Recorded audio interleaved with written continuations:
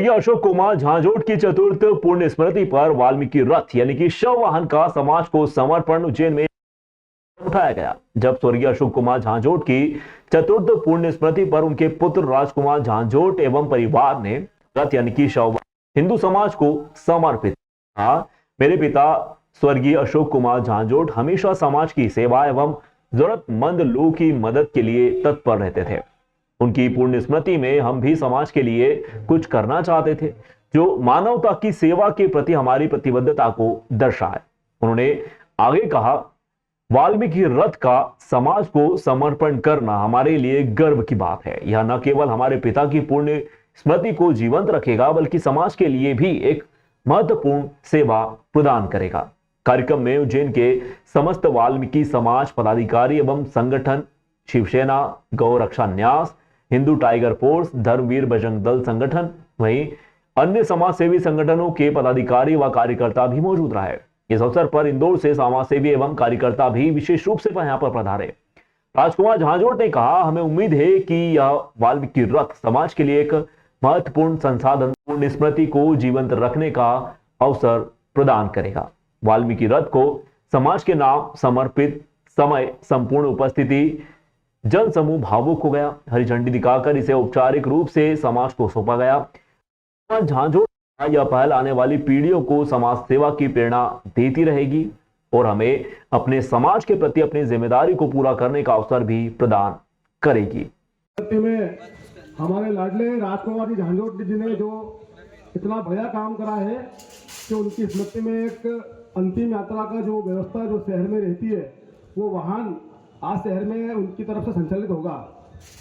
मेरा विश्वास है कि राजकुमार जी की इस योजना से और जो आज उन्होंने पहल करी है अपने पिताजी की स्मृति के अंदर, इससे शहर के युवाओं में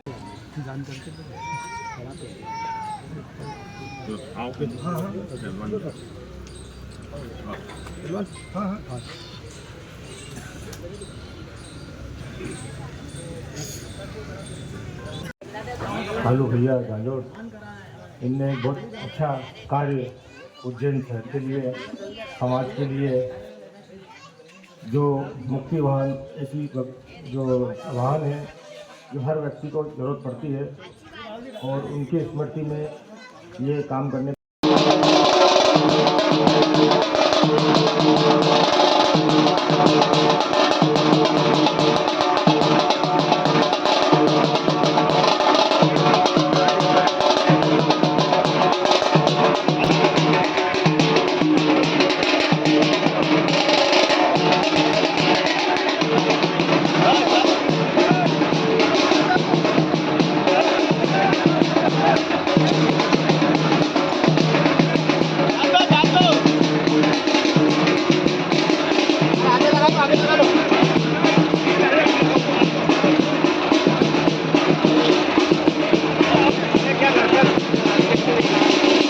आज जो मेरे पिताजी की चौथी पुण्य स्मृति है तो इसके मद्देनज़र मैंने कम से कम 3-4-5 महीने पहले से ही एक विचार बनाया था कि ऐसा कुछ करा जाए जिससे समाज और हिंदू समाज, सकल हिंदू समाज में कुछ ऐसी प्रेरणा जाए कि एक बेटा भी अपने पिता के लिए कुछ कर सकता है।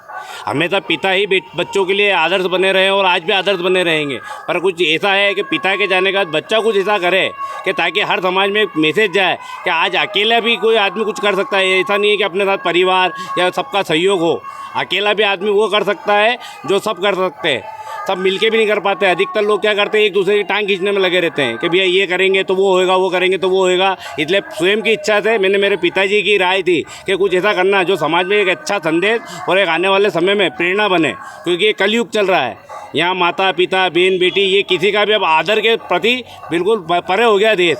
तो मैंने एक छोटा सा एक सोच रखी थी कि एक शव वाहन बनाया जाए, जो मेरे द्वारा आज भगवान भोलेनाथ की महाकाल नगरी में एक वाल्मीकि रथ के द्वारा मैंने पूरे सकल हिंदू समाज को ये भेंट किया गया है मेरे पिताजी के चरणों के कमल के द्वारा। जी, ये मध्य प्रदेश में वाल्मीकि समाज में पहला शव वाहन है।